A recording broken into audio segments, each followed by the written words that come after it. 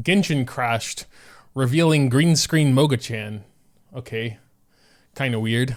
What we're gonna be doing now is, I guess, farming some weapon mats, trying to raise the weapon. I guess we're gonna go ahead and equip it on Cyno. Let's start with this team, but maybe we'll get some more AoE in there instead. We'll see how it goes. If we can clear it in like 40 seconds or so. Yeah, they're pretty squishy. I think this is the last enemy. I think I'll just keep this team, it's fine. Got a couple purples, not bad. We're just gonna throw those 4 condensed we have, or the 3 other. Next drop, another 2 purples. Very cool, very cool. Let's go ahead and continue. Next drop. We got a purple, no golds yet. We're getting like the same exact drop every time, which I'm not complaining. It's definitely a solid drop with these double purples all the time. First of all, let's see how far we can raise it. Don't think we'll be able to get it too far. The main goal is to get enough mats today so I can raise it maybe tomorrow or the next day or something. We're already missing some stuff here. Chaos storage. I think we will go ahead and hit up Stardust. Do they? No, they don't. They don't have scraps here. They don't have any of the plant-based stuff. I was gonna say, man, my life would have been easier. Oh well. We can get these chaos modules and etc. at least. All right, going up to level 50 now. Still no Drakes farmed. We are probably gonna check out a couple of those, but more importantly, obviously, is making sure we have enough of this stuff because it's closing until Tuesday. Oh wait, no, until Sunday. We need some more chaos modules. We don't need the green ones anymore. That's, oh god, and the mushrooms? Come on, not the mushrooms. I don't think we've bought those from the shop yet. Oh, I haven't. Sucrose? Nope. Ruin Drakes. I guess we're just gonna navigate. I imagine there's not a ton of them. I've killed like basically none of these guys though. I hope they drop a lot. You would think they will because they're big single enemies here. Well, okay, decent. Oh, nice. We got a purple. I'm probably gonna just farm the rest later because these are here every day, unlike the weapon mats. So I should probably focus on those more anyway. I know we'll probably need at least 5 more. Oh, we still don't have enough of those. Well, all right, well, that can get it to 70 at least. So there's the 4th star. Are we running low on the other stuff? So for 5th star, we'll need 9 of these, and then I know we'll need 6 of the others. So I want to make sure we have the stuff first before we do anything else, honestly. Yeah, we're pretty far off still. Let's just drop those 5. I'm sure we'll need at least that. Let's see if we can get some gold drops up in here. Would be pretty nice. I think we'll be pretty close after these 5 regardless of our luck. I didn't do Yalan Burst. Why are you flying?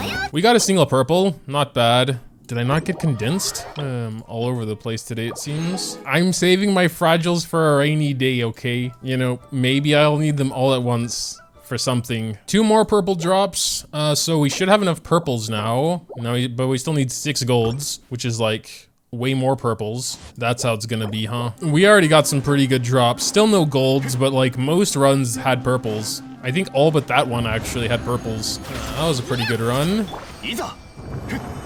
Oh yeah, sub 30, let's go. Got another purple, which is pretty cool. Let's go ahead and continue. But all right, there's our 5 condensed anyway. Everything blue. Now everything purple. 2 bonus, okay. So my brain is dead. Okay, so that would be for the 5th star. So it's 9 purples and then it's 6 golds. Wait a second. I think we do have enough. I think that means we have enough, but yeah, we're good. So it's the next day. We're ready to continue raising Staff of Scarlet Sands here. We're actually already quite close to the next star here. Just need 1 more Chaos Bolt. And I assume we'll need a lot more for the last level anyway, so we're gonna continue farming those for a bit.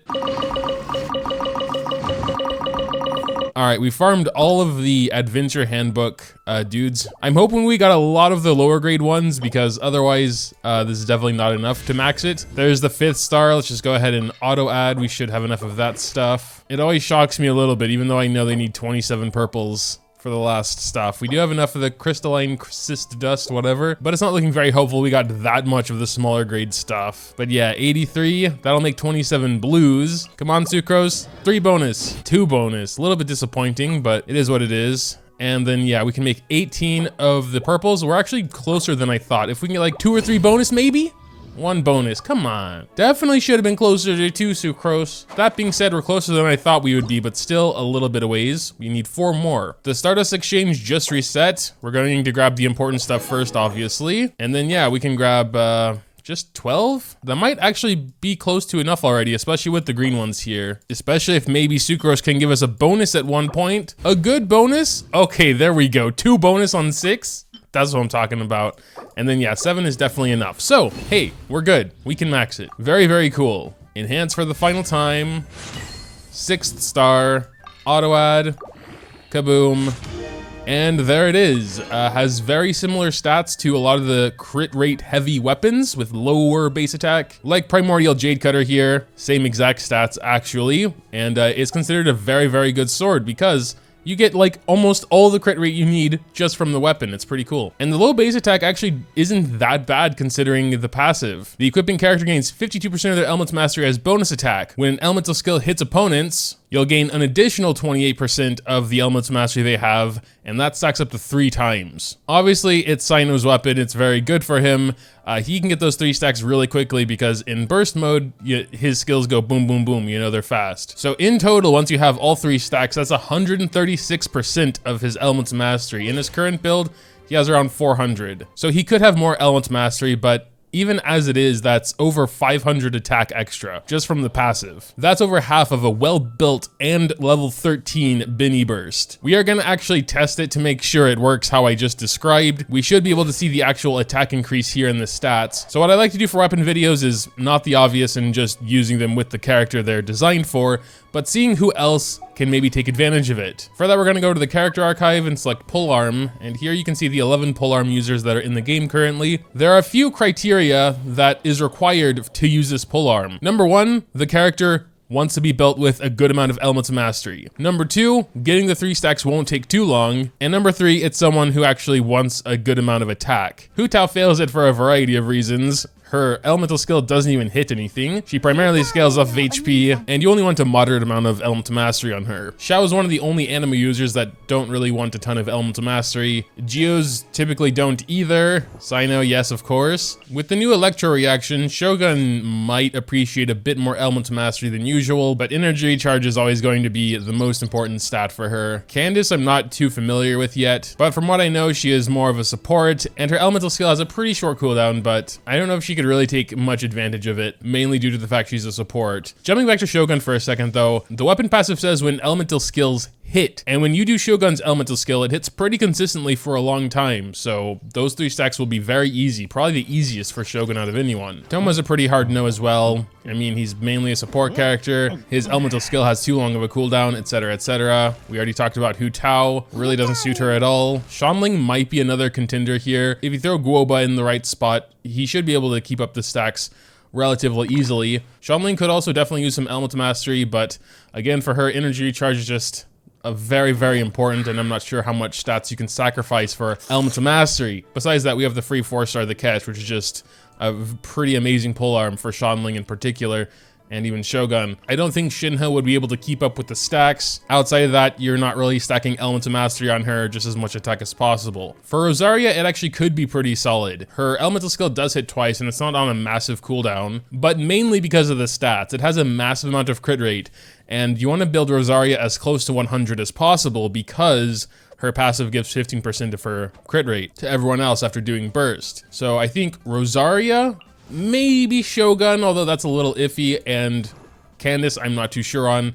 I'm leaning on no for Candace as well though, but we have some new 4-star weapons that sound pretty good for her as well, so feel free to correct me in the comments if you disagree, but from what I can tell, Cyno is the only one that can really take advantage of this weapon. Like I said, there are some that it would be fine on, especially I think Rosaria just for the main stats. As far as I'm aware, there's no other polearm with that much crit rate, and she needs a lot. I mean, throwing this on her, a crit rate circlet, she's pretty much done already. I mean, 88%, and we're missing a couple artifacts. Rosaria is mostly a support for physical teams, so again, elemental mastery is not going to be very important, so I'd obviously never specifically try and get this weapon for Rosaria. It's basically just alright. I mean, Deathmatch has 36%, which is decently close and a lot cheaper, I guess. Assuming your only other weapon is like the catch, because at the end of the day, everyone can have this R5 with enough fishing. Still not really sure actually. The catch is just a really good weapon. I'm not sure if staff would actually be better even. But yeah, I do want to test it real quick before we wrap it up. Usually I do have some sort of showcase, but honestly, I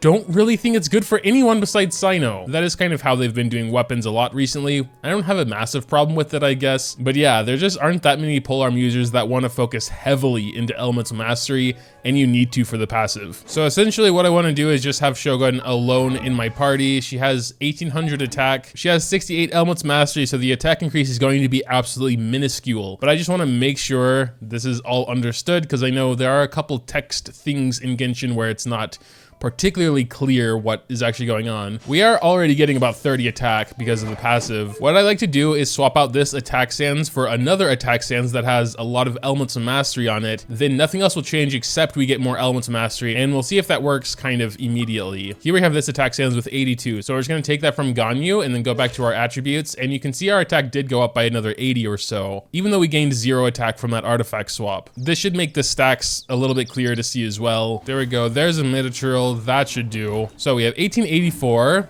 Let's do a quick E. There we go. 1884 to 1926. Yeah, it's like 40 attack or something. But I want to see if we can get more by just waiting until her E hits again.